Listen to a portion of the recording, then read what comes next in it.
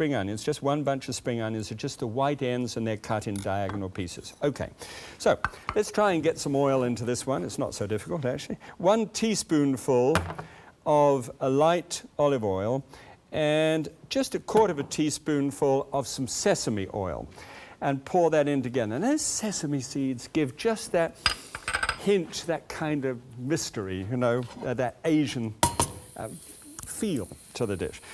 Then just pick up, where has it gone? Pick up the garlic and just hop that in, and also the ginger and the green onions, so all of it in together. Now it should just begin to sizzle around the side, and then you can whack it up as high as it can go. So stirring it round, I don't want it too high to begin with, just high enough to start to break out the natural oils of that. Here is a jicama. It looks as if it should be called jicama, but it's not. It's pronounced, it's with a J. And this you can simply cut in very simple wedges. You've got no seeds or gaps in the middle at all. Looks like a melon of some kind. And then if you take sort of a thin slice through like this, you can take that outside skin off very easily and chop those up into small pieces like little tiny French fries, okay? They taste, for all the world, like a water chestnut, except sweeter and nuttier, and it's really delicious, okay? Now, when you've got the basic baoziang of those ingredients, that's just an explosion of fragrance which has come up. That pan is full of fragrance in the bottom, and it's really hot now. You can then take here the meat and just drop that down in the bottom. Marinades should always be boiled, so whatever you've got in this little pot here should always be boiled and never just sort of added at the end. So you watch this as it actually takes place. Okay. All right. Now, this is the stir-fry side of it. And you say, well, you don't have a wok. It's really not necessary, so long as you've got a good heat underneath and you can move it around a pan of about this size with fairly high shoulders to it. It does the job perfectly. So we just spread that all out like this, and each of that wafer-thin pieces of meat is sort of cooking nicely. Then, on top of this, the jicama.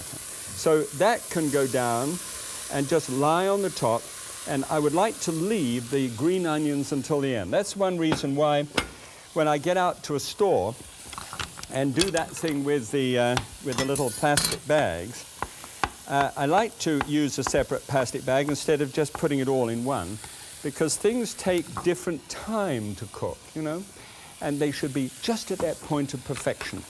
So let's turn this all the way around here. Good. And now these, they're so nutty and so gentle that they really shouldn't be allowed much time other than just to heat through.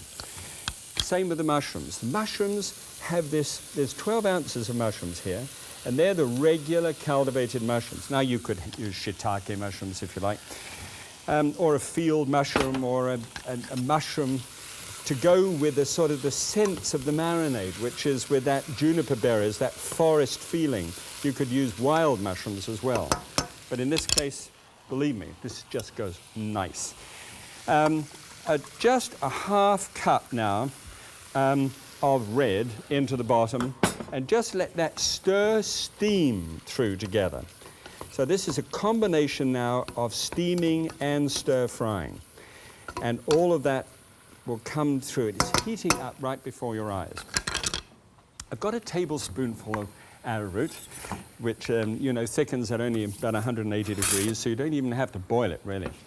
And then put a couple of tablespoonfuls of red into that, just to be able to mix that up into a slurry, and a couple of tablespoonfuls of the soy sauce.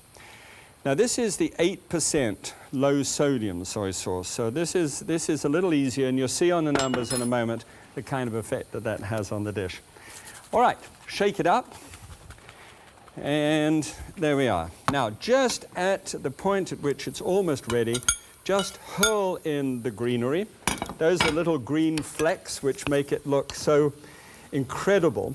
And you see how that is kind of thin at the moment as you toss it round, and no gloss to it.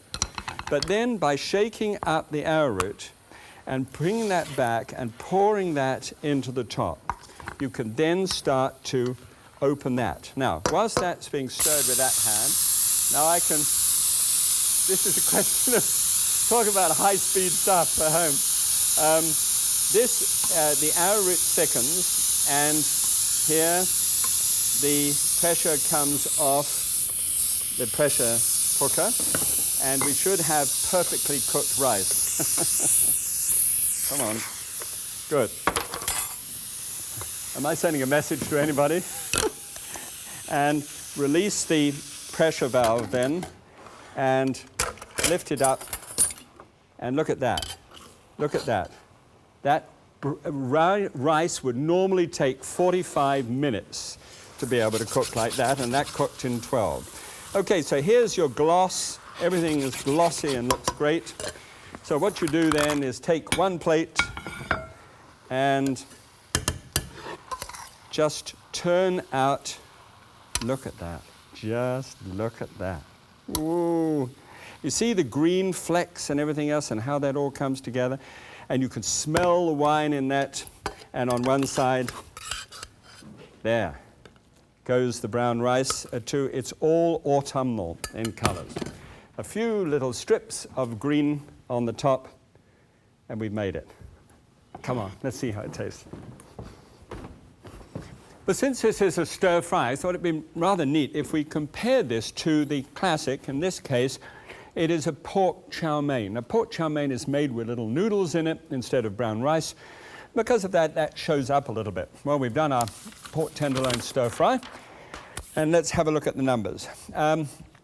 They've gone up a bit in calories, and that's because of the brown rice. But look, they're right down here in the 6 to the 15 on fat, which is very good because that means it's only 16% calories and fat instead of 50. And look at the sodium too. That's down, way down, because of the way that we use the soy sauce. You know, to try and select and read labels and try and find out how to be able to get some of the things that you really love, but with not quite so much risk. Good idea.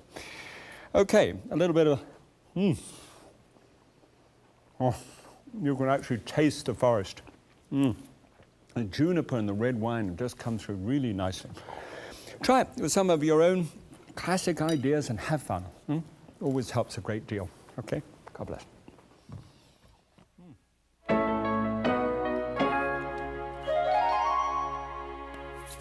Well, now, where are you? Have you ever been in one of those shopping malls or malls? I never quite know how to pronounce it. But let's say it's a gigantic, great place, and you walk in one of the entryways and you want to find out where you are. Well, normally you'll find a little red dot on one of those directory things, rather like this board here. And it says, you are here. And when you orientate yourself around, then you can find out where to go. It's a little bit like that when it comes to food and what on earth to do about where you might be at the moment. See, it's all very well to say you can eat anything providing you eat it in moderation, but it really depends. Moderation depends on who you are. See, my wife Trina, you know Trina, she has an over 300 cholesterol just normally. And I have a 165 cholesterol now. Now, obviously, moderation for her is not the same as moderation for me. So the best thing in the world to be able to say to anybody is, first of all, know your fingerprint. Now, obviously, if I was to stick my finger there and say, I've got a different fingerprint from yours, you'd say, yeah, sure, I know that. Well, so you've got a different way of handling food to the way that I handle food. So now we know it. The question is, how do you find out? And the big thing is go to your doctor and say, please give me a cholesterol check. And in that cholesterol check, what I want to know, doctor, is, because some doctors are a little odd about this one, sorry about that, but they are, they don't have much nutritional understanding, they don't have much education on that one. But just say, I want to know what my LDL is, that's the naughty one, and I want the HDL. Both of these are fractions of cholesterol, and just ask them for those numbers. Scratch it down now, LDL and HDL. These you don't want, these you do want. and just ask him to know what your numbers are. Now, he could suggest to you some other neat numbers to be able to know, and then go find yourself a good registered dietitian. Not a nutritionalist, but a registered dietitian. And then give her or him the numbers and say, please describe to me in words of one syllable what my parameters are, what framework. Tell me in which I can actually live. And then she'll tell you that, and then go and get my book. Well, this book is designed to be able to help you when once you know where you are, to create a food style within those limits about what you are, to understand how to measure moderation, and to be able to take all these numbers I give to you every week and make real sense out of them for your family and for yourself. Okay? Do that, won't you? Now, it's not difficult, really, you know, just to go find a good doctor and get it done. Try it within the next week. It would be rather fun just to make an appointment, won't you? God bless. Have fun. Bye.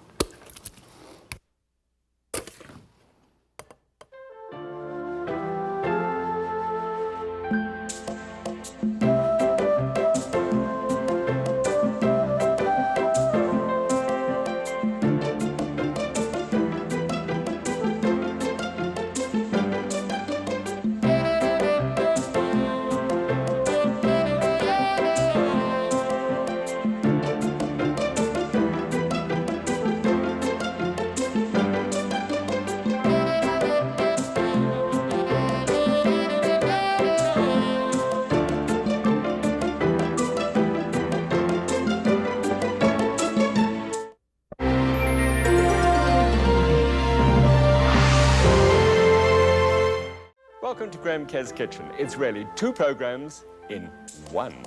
This is a series that appeals to your creative side. Food that is sumptuous stuff. How can that be? This is a program about people who want to eat healthy and reduce calories. Actually, it's about food with an aromatic quality that fills the nose. Oh, sure. But it's also about keeping my arteries clean by reducing fat. But it doesn't mean a thing if the food isn't rich and colorful. Maximize the flavor.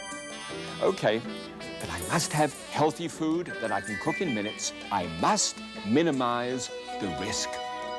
So welcome to Graham Kerr's Kitchen, where we get our heads together just for you.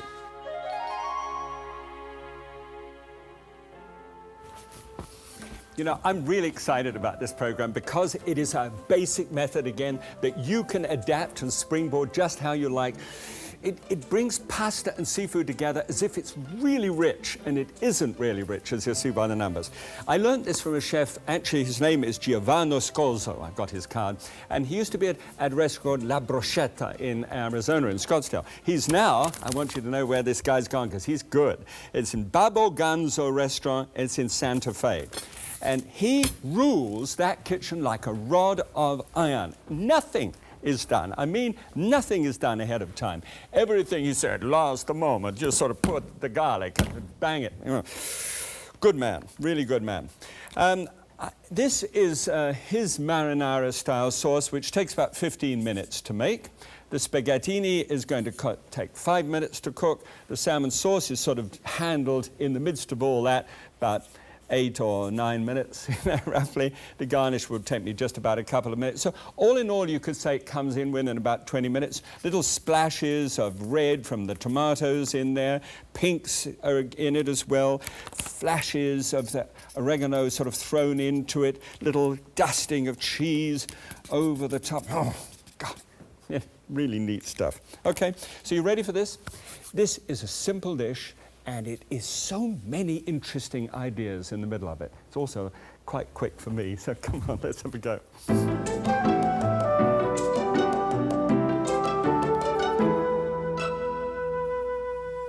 Great. Now, the marinara sauce, and this is useful for so many different things in the kitchen, just great stuff. What I'd like to suggest is that you get the Roma tomato. Now, the Roma tomato is just 2 pounds of Roma tomatoes to make up a basic marinara sauce. Good, fine.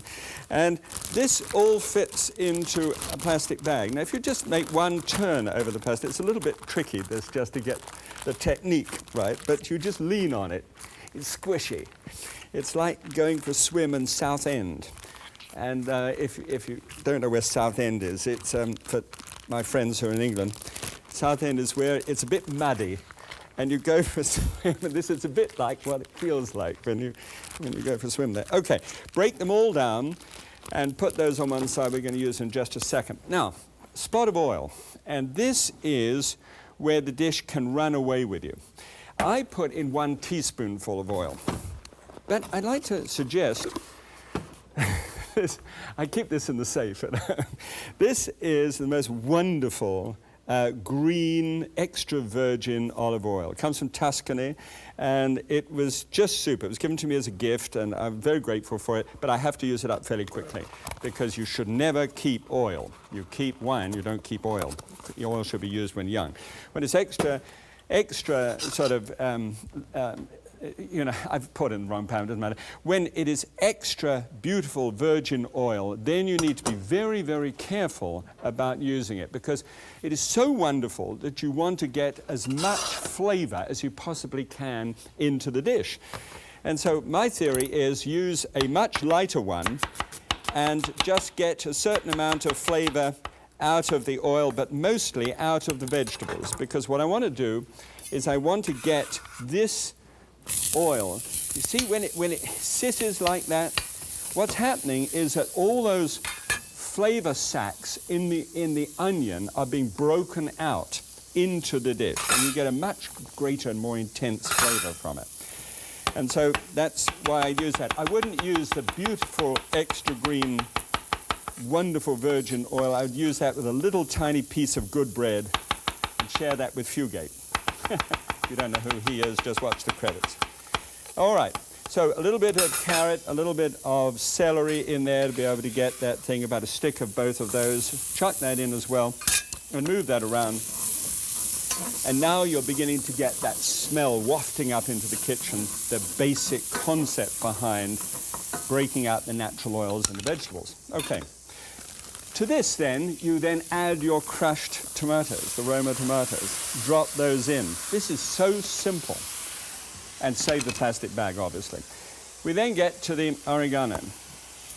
After a little bit of salt and pepper, a little freshly ground black pepper, about a 1/4 teaspoonful in there. And about just under a quarter to about 1/8 of a teaspoonful of salt should do it. Taste it always, it happens to be your taste. If you like a lot of salt, trim back a little bit, but never be niggardly there. You've always got to let it, be seen. Here is the marjoram. Now, this is a marjoram which comes into a little white flower. I was trying to say flower, bloom, but it didn't in time. These little white flowers show that it is the kind of marjoram that I want to use. It's we call it oregano, which is a wild marjoram from Greece. This one's doing much better, but it's not the same kind, but it'll do. Now, I'm going to take about 3 pieces of about 3 inches long and throw that into the top. You can use dried, but frankly, for me, it is not as good as growing your own if you possibly can. Even in a sunny window, do it. So press that down into the rest there.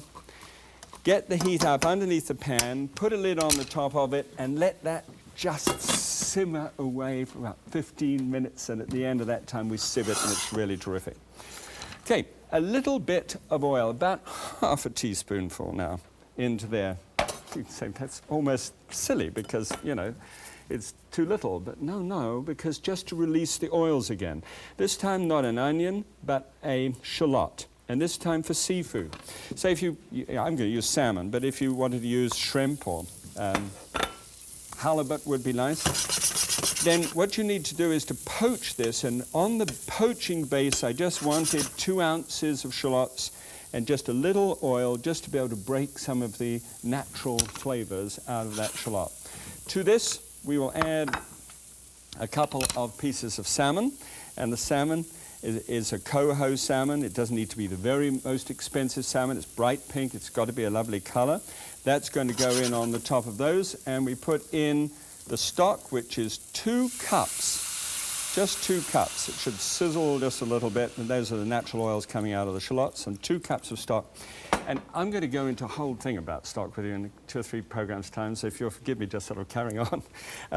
Take the salmon and just pop it into the surface just like that, settle it down, and just simply put a lid on the top so that you can have a look at it, and we're fine. Okay, well, this is doing well here.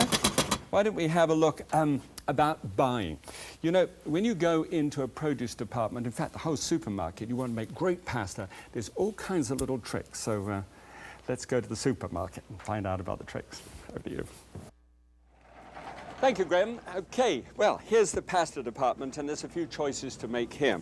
First of all, if you want to make your own pasta, and terrific sort of aficionado of this, then get unbleached semolina pasta flour and put it together with eggs, and it makes a marvelous pasta, makes your own fresh pasta. Now, backing away from that just a little bit from a convenience point of view, you can get pasta like this one. It's what I call sorta fresh. And this one, you see, takes about 2 to 3 minutes to cook till it's al dente to suit the tooth. And so this is quite a good idea. But it has egg yolks in it, as this has egg yolks in it as well. Okay, what about the one without any eggs in it? Strangely, there's a classic. Come this way. One of the absolutely staggering things about pasta is that they've got their name up in lights now. And you come to a section like this one, where from here all the way up to here, you've got this great amount of pasta. Now, the big thing that you'll find here is, unless it says the word egg enriched on a product, if you look in the ingredients, you will find no eggs. And because of that, the dried pasta is actually, for me, the pasta of preference. If you're really watching, you know, the amount of fat that you eat and cholesterol you eat, that's your decision. Now, produce department, but you'll notice en route to it that this is where they have all the prepared sauces. I'll have a word with that in a moment. This is getting to be our first aerobic shopping expedition ever. Okay, so now we come down to the final place. Now, you can, of course, select these sauces, or you can have them peeled or whole or sliced or with basil in it and tomato paste and all the way down, including my friend. But you know, when push comes to shove, if you've got the time, fresh is wonderful. I won't say it's best, but it's one. Yeah, I'll say it's best, all right. Okay, now, when you're going to make the selection of best, there are just a few things that really need to be thought of when you're in the produce department, and this is this. First of all, the actual selection of a tomato to do it. Great, a good example of a perfect beefsteak tomato. Look at it, see how it squeezes soft and juicy and everything else. Now, here's the Roma, or the plum tomato. This is the one I'd like you to get for this. See the difference here? See how much fleshier this is on the outside and how much less juice there is in it. This makes a better concentrated flavor in the dish. Now, garlic. And I had to hunt around to find this one here, but here is a squashy clove of garlic. You know, loose, flaky pieces on the outside, it's going musty, and that one is off. Take it away. This one is the way to have your garlic. Look at it, nice, even, press it a little bit, and make sure that it's intact, and only by one at a time. If you want to put strings of garlic up in your kitchen for decoration purposes, please go ahead, but don't use it. Always take one at a time. Now the basil. Now, fresh basil is a plant which grows alongside tomatoes beautifully. As a matter of fact, if you smell the basil and smell the tomato at the same time, that's just about what a great tomato should actually smell like. So, always get that beautifully fresh and always together, and when it comes together, it's one of the most exciting things you've ever tasted in your life, as Graham will now show you. Over to you, Graham. Finish it. Thank you, as always. Gosh, that was aerobic, wasn't it? I've been doing a bit myself here. This is passing all of that marinara sauce mix through a fine sieve until it's got fairly dry, but not completely. And you've got this sort of puree which has come through the bottom.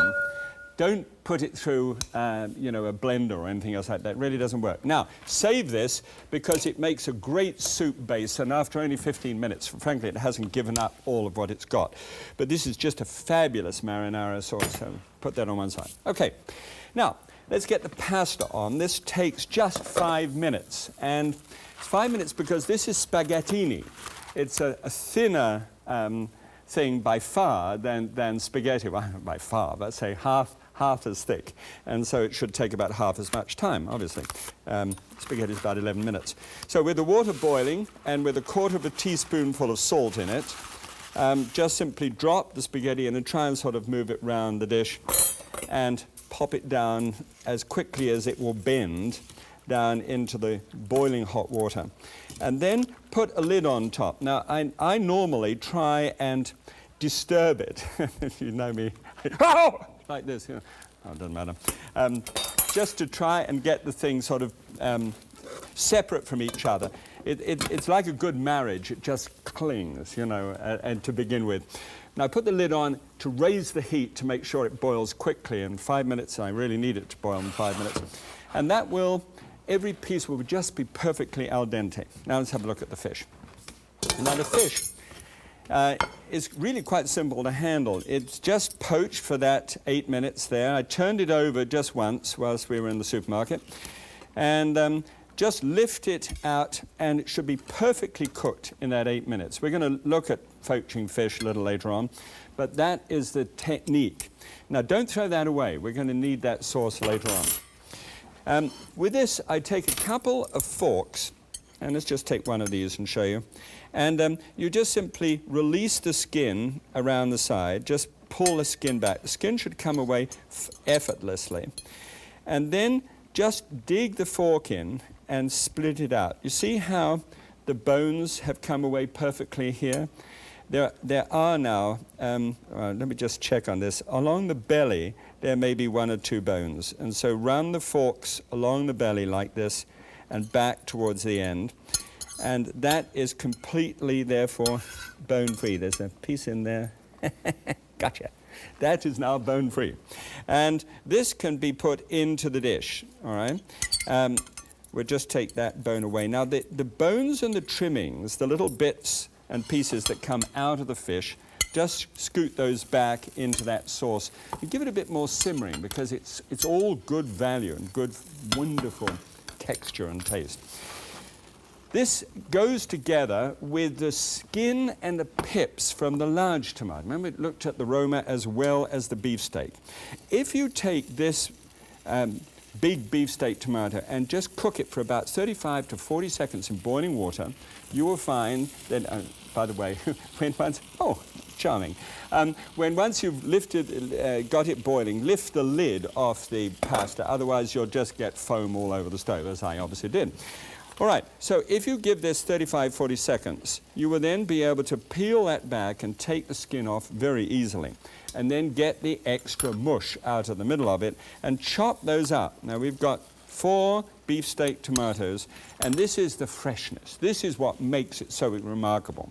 And what we're going to do with this is to take a separate saucepan and just take that stock, the little bits and pieces, together with the pips of the tomato, which should have gone in there with it. You get the general idea, and then, you know, you've just got those little bits of juice from the tomato as well, so you waste absolutely nothing. And then toss these 4 chopped tomatoes into the top. Now, they're so fresh and wonderful that you then take the salmon and just scoot the salmon into there as well and let that heat up. And it does take a little time to heat up, and so this one is actually heated. So this is what happens when you get to this stage.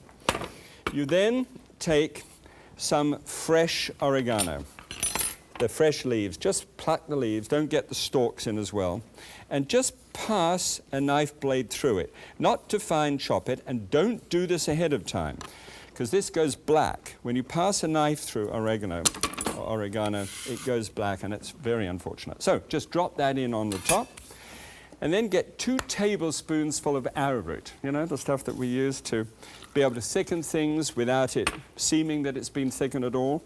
Put about 4 tablespoons full of water on there, and just shake it up until it's completely mixed. It's called a slurry. And this is just under the boil. So you then take this, whilst the freshness is there, and stir that in. Stir it in carefully, a little bit at a time. Now, I don't want it to get to the stage. I'm just going to make sure that this pasta is, thank you, stay, and good marriage, but move. And just pour this in. You don't want to clog it up. I don't want to make it look like a thick, solid sauce, but I do want it to glisten and just begin to hold together. I thought 2 tablespoons would just do it, and it does. So that's perfect. So the sauce is ready there, the salmon's ready, it's all heated up. So now you take the pasta and remove, always check the handles in case they've been drooping over something that's hot, and pour off most of the water, almost all of it, until you almost get to the pasta. Then with a colander set up there, pour that into that colander, and now you've got water in the bottom, okay, which is keeping the pasta nice and hot whilst you get ready. And it also happens to heat up the bowl at the same time, which is a terrific idea. So let it strain off, and 5 minutes should be perfect for al dente for the spaghettini. Heat the bowl underneath, and then here we go. The pasta is dropped into that bowl there, and with enough dew on it, just enough moisture on there to do it fine. And I've got here half a cup of finely grated Parmesan cheese, and I'm going to put 1/4 cup of that into the top there, and let that stir in together, all right? Just to sort of toss that cheese in right through it. So it just sticks on to the fine. Oh, God, it smells so good. Look at that sauce. Look at that sauce over the top there now. And then just simply dive in at the sides and let it all drop down. Doesn't that look terrific? You can serve that with freshly grated parsley on the top. And when you take the actual dish out, when you actually take a portion of it out of there with one of these special bowls, one of these special serving devices here that I've got. Look. Woohoo! Look! Lovely! A little bit more pasta, a little bit more cheese, and we'll see what it looks like. Come on. Just imagine what that would be like, running a restaurant and doing everything at the last moment. Gosh, what commitment. Okay, I'm going to actually compare this to a pasta dish with pesto called creamy pesto pasta with salmon. Always look out for those words, creamy and pesto. Delicious, but, really hit up there a bit. And this is how high it can go, 9.58 for one dish. This comes down to 5.36, so it's a little help. But look at that, 12 grams of fat instead of 64 grams of fat. 75 on the carbohydrate, for you guys who are watching that. 20% calories from fat, good stuff. And cholesterol whistles down to just 55. And there's sodium, comes in at 387. So it has a jolly good profile all the way around. It's a good Minimax dish. All right. Now, of course, good Minimax dishes only depend upon whether it tastes good or not. Spear the pasta together, roll it into a spoon for eating this. You'd think that it was covered in oil. It has the most delicious flavor. It has depth and color and freshness. Do try it. Springboard, your own ideas every time. Remember? Okay, have fun.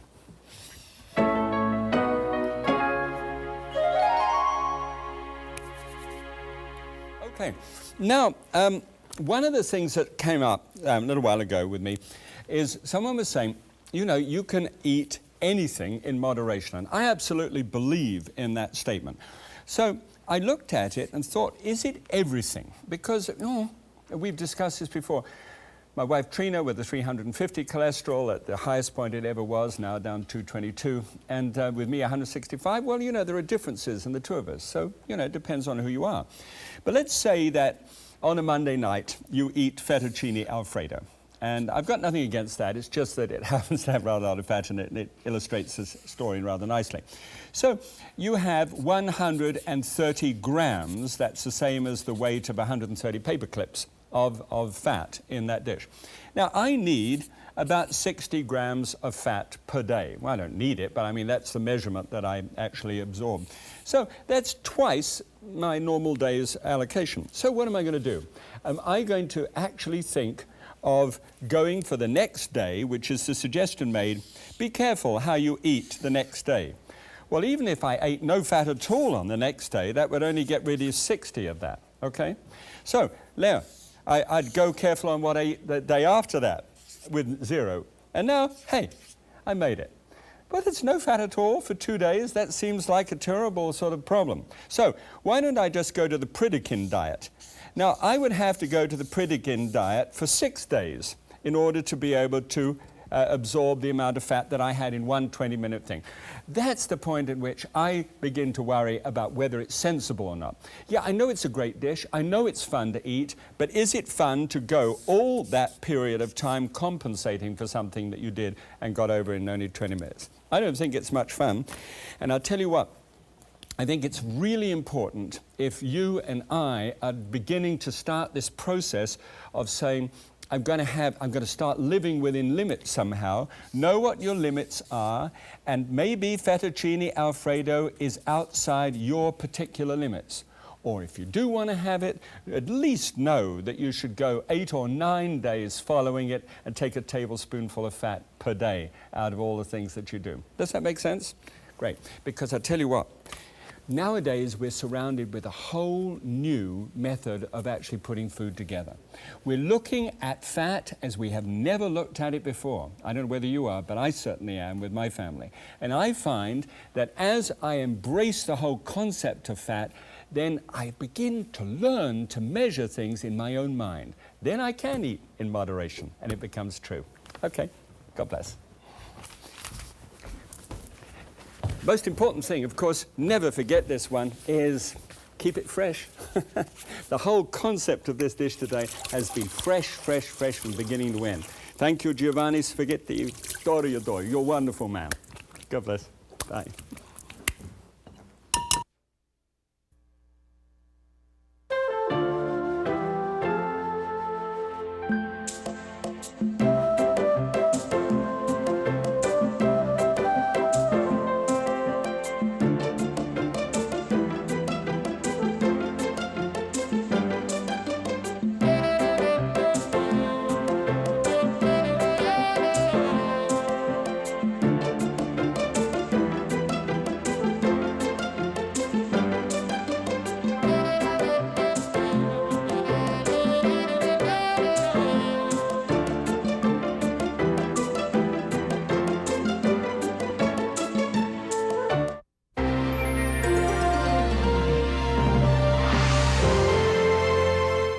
Welcome to Graham Kerr's Kitchen. It's really 2 programs in 1.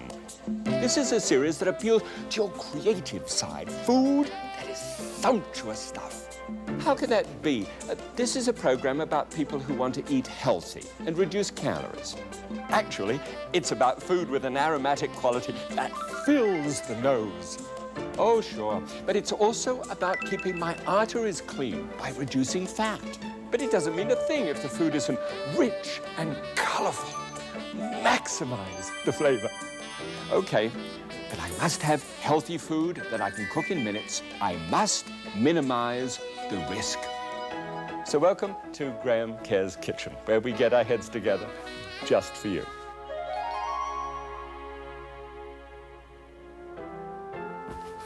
Well, it's very close to the most fabulous family time of the whole year, isn't it? When we put on 5 pounds of subcutaneous fatty tissues around our middles and say, wasn't that fun? Actually, that's about the amount that we put on in about the next 80-odd days, you know, between Thanksgiving and New Year's. Tell you what, I'm going to roast and use the basic method to roast this turkey, but you could say, well, this is for lamb or roast pork or roast ham, whatever you like, baked ham. Yeah, the technique would be about the same, but I'm going to show you a sauce which you can roll over with other things. Use your own, you know, stuff. I know that you like to springboard, and that's what I love you doing at the same time. So, tell you what, let's just lay this out as if we were going to do one of those fabulous, you know, front pages of the Saturday Evening Post. And in this particular case, we've got a kind of cranberry charred relish, which is very unusual. This is for Thanksgiving, or you can use it for, the time for Christmas as well. And just sketch this in as well. This is going to be the sauce. It's going to be orangey because it's got both oranges and apples in it, which is rather neat. And then to get the green on there, and you know me by now, I love Swiss chard. I just think it's really tremendous. I'm nearly out of the Swiss chard. I'll get into some other vegetables soon. But it's so good. So that will go in there. And then a little mashed sweet potatoes, or in this case, keeping the sweet potato whole, a wonderful, just solid, textural, magnificent thing that root is.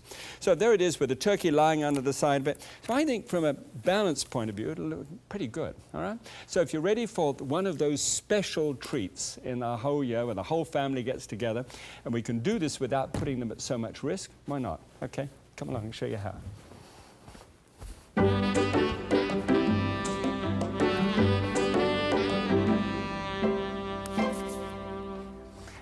Good, quite a few things to have an attack at here. First of all, the turkey. Now this turkey is a hen, and that you know just about when it's a hen because it's between, say, 10, 11, 12, 13, 14, 15 pounds. After that, starts edging into the toms, and there, well, some people think that they've got a better flavor, but I really don't think so. There's more fat, actually, on a hen than there is on a tom. Now, what I want to do is just cut the wings off, not so it'll stop it from flying away because they can't really fly, you know that. It's one of the things, by interbreeding these things and turning it from a wild turkey into a cultivated one, it actually is so big-breasted, it flaps its wings to try and get off the ground, manages to get, you know, like the spruce goose thing. It just gets a few feet in the air and then flops down again, whereas it saves it from running away. Here is then the bird ready for it. Now, I don't roast these things because they're a little hard to get at and they're very fatty anyway, as this is really solid fat over the top. But I'm going to use these for another part of the dish to make the greatest gravy you ever tasted. We'd hope so. Okay, so this is almost ready. Now, I've got a trivet. Now, here's the old trivet here. This hasn't had a super heavy bird on it. This is actually bent so as to form a base so as to be able to keep large roasts ready. And here is a roasting pan underneath. So we just pop that onto the top and let it settle in. Now, what about a dressing? I'm not into dressings which fit inside the bird. I think they take too long to cook through, and the whole bird takes too long to cook as a result of that. I want to cook this fairly quickly. So here's rather intriguing ideas. I'm going to, oh, by the way, see this? This is a board here, and you've got raw turkey juices on it. Best thing for that, put that away, and remember, wash your hands afterwards. You can start using this until you've finished with the bird itself, but wash your hands. And that's because of salmonella and other things like that. So here, we've got an onion studded with cloves, and it's very spicy and aromatic. We also have here an orange, and to get a kind of citrus smell coming up inside it, we just simply cut around to score in around the outside of the orange there. Just that helps to release it a little bit more, and that will be ready. And then also, sage and thyme are the classic for me. It just smells of Thanksgiving and Christmas. So this is sage and this is thyme. If you can possibly get it at this season of the year, and we should be able to, surely the produce departments have got it in, and then use this. And the quantity that you do, if you take a half-cup measure and you stuff it all in and press it down, it should just about be okay. It sort of looks as if it's got life in itself, and it probably has, as it's sort of coming out again. But it is just, that's the quantity that you need to use. Now, pop that in there, say ah, and put in all the thyme and follow up with the thyme. Now this, when it heats up inside, the smell of the onion and the orange and the thyme and the sage permeates the flesh just right through, and it's really terrific. You don't find yourself missing it a bit. Okay, finished doing that washing stuff now. A little bit of good soap here, and then a hand wash. Now look, at Thanksgiving and times when we're eating a lot of people complain about tummy bugs and things. It may not just be eating too much. It could be just things like not washing hands and transferring uncooked stuff from side to side. Okay. Here is just a little bit of flour on the top surface. I like putting flour on the top. It creates a nice even coloration for presentation in the final analysis. Give it a little pat. Reminds me of your kids when they're growing up. And this is just about 12 pounds now. And just 1 cup of water. Just pour 1 cup of water into the bottom. Reason for that is when it starts to hit the heat, and the fats go down into it, then they can spurt and all over the inside of your oven and make a mess of it. But if you put the water in there, that'll start to take up that first slack, and it'll be much easier to be able to get a nice clean oven. All right, 325 degrees Fahrenheit, 165 centigrade. Pop that in. There's plenty of space there. You can get actually a 23-pound bird into an oven, and this is a small oven, so don't buy ovens just for that once a year when you buy a huge oven just for a huge bird, because you can get a huge one in anyway. All right, just put a little bit more water in here because I want to do some steaming in a little while. I don't want it to boil dry. Good. Now, chard stalk. The Swiss chard that I've got in this dish, neat idea. If you just take a cut through like this and remove this, we'll use this leaf a little bit later on, just toss that to one side. But right now, I'm really into this. This stuff is really marvelous. Normally you'd sort of chop it out. But if you take a knife to it and you chop that finely until you've got about 8 ounces for about half a dozen people. By the way, an 11-pound bird will give you a jolly good 6-ounce portion. You know, we are celebrating. So 6-ounce portion by 6 people gives you 36 ounces of cooked meat. There should be a whole couple of extra pounds over for the leftover dishes, which you might like. Okay, balsamic vinegar, which is matured in casks and picking up wonderful oak flavors and other different kinds of wood barrels that they do this wonderful vinegar. It's strong and brown and aromatic and terrific. So this will just be simply soaked in there for about 2 hours, and then will look like this one. By the way, when you put the turkey in the oven, all right, it takes 2.5 hours at that temperature. After 1.5 hours, make a note of this, 1.5 hours, you then take half a dozen, if you're going to serve half a dozen people, one sweet potato per person, and about 8-ounce size. As you can see, there's no such thing as a perfect world for us or you, but try and get them as perfect as you can, and trim them up, and just pop them in and bake them just like that, in with the turkey, if you've got space in the oven for them, okay? Now, flash your mind back to this. This has had 2 hours of the soaking in that sort of really a marinade of that mix of the balsamic vinegar. And now this is a half a cup of cranberry sauce, of the sweet whole berry cranberry sauce. Mix it all up together and slosh that into a small saucepan there. I had that on the heat so it's sizzling a little.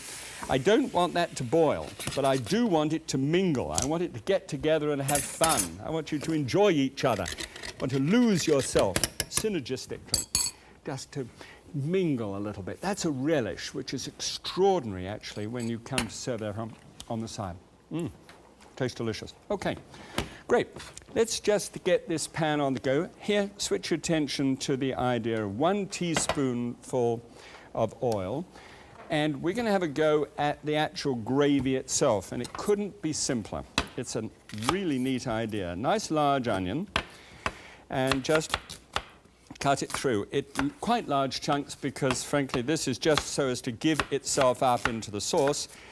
And since you probably would simmer this for about the same amount of time that the bird's in the oven, you've got all the time to be able for it to exhaust itself in the dish. So drop that down and stir it around, you know, to get the natural oils brimming out of that onion. Make the most use of the onion you can. Oh gosh, I love it when that smell comes up. It's just perfect. And now take these pieces that we had, the wings, all right? So drop the wings down in there, and they can scorch a little bit. They can, you know, brown a little bit down onto the surface. I've got the sort of parson's nose, is what we call it in England, and the lights, and then the neck. Those are the pieces which you can take from there. Now, of course, I know what you're going to say. Is he going to wash his hands? Because he's again, of course, a little soap. I mean, get hoisted by your own petard. That's what it's called. And then these are tossed around, and you drown those when they're nice and brown. Give me a little, you know, poetic license. With 2 cups of apple juice, unsweetened, and 2 cups of unsweetened orange juice. So it doesn't have water in it. It is actually going to make a stock in fruit juice, all right? So we're going to let that simmer away there and let this soak away here. And tell you what, why don't we go and have a look at the supermarket and see what they have in store for us today. Okay, turkey's coming, or should I say the British. This is turkey time. You're going to be able to make your choice, and there's loads of things to make choices about. First of all, if some piece of turkey is actually malleable, you can actually press it in and feel that backbone, see whether it's going to be tender. Then, and especially if it's about this size, about 13 pounds, this is likely to be the hen, which is supposed to be more tender. And this one is subject to federal law at the moment, which means it doesn't have to say eat by a certain date. Strange. But when you take it out of the cryovac package and you put it into a separate package like this one, then you have to have a date on it which says consumed by this date. You can obviously see when we did this. So that is a pretty good buy, actually, if you've got a small family and you would like to have very tender meat. It won't look like Norman Rockwell, but it'll look pretty good by the time that you've done it. It's nice, great, tender. I like it. So we'll put that on one side. I'm going to deal with the whole one at the moment. Now, if you're going to, have you ever thought about what's the difference in quality between a raw one and one of these fellas here, which are frozen? You might think to yourself, hey, I can't get the best out of life unless it's fresh. Not necessarily. If you get this one, at least into your refrigerator so that you can defrost it in 3 days, all right? 40 degrees in the fridge, defrost over 3 days. Take the wrapper off, wrap it in foil, put it on a plate so it doesn't drip on anything else. Hey, it can actually defrost well enough so that you can get a very good quality turkey. As to whether you think it's as good as a fresh one, that's going to have to be up to you. Come on, Graham, let's show us what it looks like. Back to you.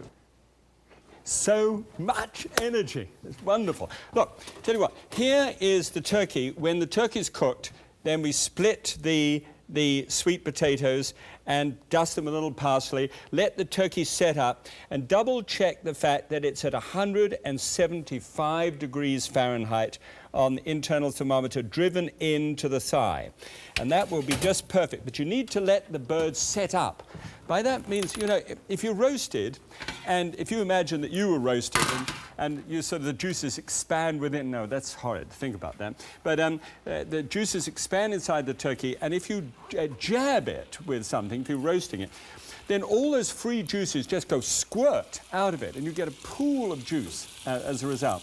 But by letting it set up, hey, that allows you to be able to roast it and you don't lose all the juice. It becomes juicy in itself. Now, I just wanted to take the pan. This is the pan that we use to actually roast the turkey in. You've removed it from that, put it onto the serving platter. Now it's got all that gunk and juice and everything else in the bottom. What you do is, as a result of actually straining this mix here, do you remember how we had this? This is the gravy mix. By straining that out and putting that then into the pan, you just wash it up, fat and everything, and just put it onto the stove top and start to sort of scrape it off and let it loosen itself so that you don't waste any particle of the adhered skin or fat or whatever it is. It's all wonderful stuff and needs to come up into that really nice stock which is created with the apple and orange juice. Now here on the pan I've got the, steamer, and so there's the steamer base that goes on the bottom, and then the steamer ring with that second steamer base taken out of it now gives you enough space to be able to get 3 pounds of chard leaves. And normally in an average steamer you couldn't even approach that. And always give it a good seasoning of salt and fresh cracked pepper over the top. It's not a bad idea to toss it all in a bowl first of all so that you get the seasoning well mixed up.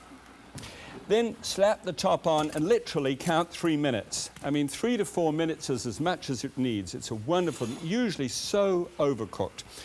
All right, so this is done. Now, here is the almost magical act. This is the strainer, and this you must have if you want to do this dish. There are plenty of these around made by all different kinds of people. And you then take the strainer and you take these pan juices and you simply pour those pan juices into that. Now scrape it all out.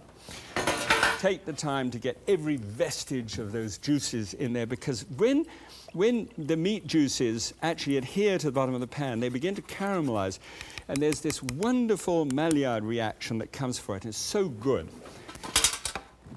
But in this case, you'll notice that we've got the fat is already starting to rise to the top, and we're going to pour it out at the bottom. And so we take a smaller saucepan like this, and then begin that process. Strain it once again, and I'd leave this for 2 or 3 minutes. I don't have 2 or 3 minutes. I'd like to leave it there so that I get all the fat off the top altogether, because it is in the fat that we get most of the problem when it comes to roasts. And roasts are really wonderful things if they have a small enough portion, about 3.5 ounces, 6 ounces for celebration, and that should do the trick wonderfully. Okay, here. Couple of tablespoons full. Always a tablespoonful goes to each 1 cup of liquid that you want to thicken. This is arrowroot again.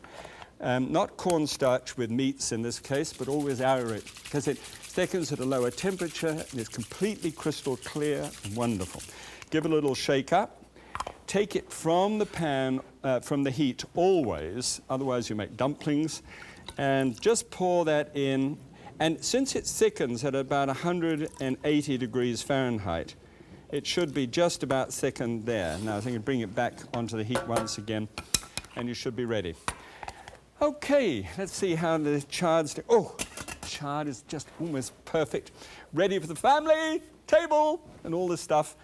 And then you can whip it out and look like a Norman Rockwell, picture, and do the old family drink. Oh, doesn't that look nice? Look, see? Around the outside, all those bits and pieces, I've got the chard, which we've done here. The sauce, the gravy is just coming up and nice and tender. The chard here is beautiful and green and doesn't want to get overcooked. Wonderful. Now I need to carve. We need a bit of magic. Okay, a little bit of magic. Done. How's that for magic? Isn't that wonderful? Wouldn't it be wonderful if you could just do this at Thanksgiving? I always think that it's just a special occasion for a man to shine every year. I know it sounds sexist, but the whole idea of sloshing up a wonderful-looking piece of turkey. Let's have a look just at the moment against this and see whether we've got it right. There we go. You see, what we were looking for was the sweet potato, the relish. There's the turkey, there's the sauce over the top, and the chard. Good. All right, we're going to compare that with what is standard about this time of year, which is the candied yams, greens maybe, a big sloshing of flour gravy with lots of fat in it over a big serving of the turkey. Okay, probably the dark meat as well. One of the really neat things about this thing is to just know that if you leave the skin on, you can always count about 5 grams of fat more than it would normally be. It's really not that much when we're going to celebrate. So I think, how about that? Leave the fat on, celebrate. Here is what the classic would be, 2,087 calories. We're going to run that one out at 577, and you really wouldn't notice the difference. Fat is going to go down to 12 from 79, major change there. Up a bit, 68 on carbohydrate because of the sweet potato. Percentage of calories from fat, hey, down to 18% to celebrate. Cholesterol, 141, and look at that cholesterol there. That's twice the normal amount of cholesterol for one day. Sodium, 1139, that's down to 461, so that's good. Good profile from a Minimax point of view. All right. I happen to have had just a little bit of a nosh just before we started, a little bit of the relish. Oh boy, that tastes good. Oh, there we go. As always, springboard into the things that you love the most for the people that you love the most.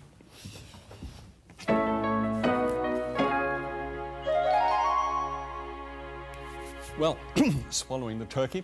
That's very moist, by the way, really delicious. I thought you might just like to have a look at how you could springboard on this idea. I always say springboard, but how do you actually set about springboarding? Well, here's a suggestion. First of all, think of every plate that you're going to try and change, like this one here. Think of it broken down into 5 different compartments. The first compartment being the main item, in this case would be the turkey, obviously. The method that was used, in this case, you know, it was just by taking the bits and pieces and making that gravy and with the apple and orange juice and that sort of thing. So that was the method, say apple and orange.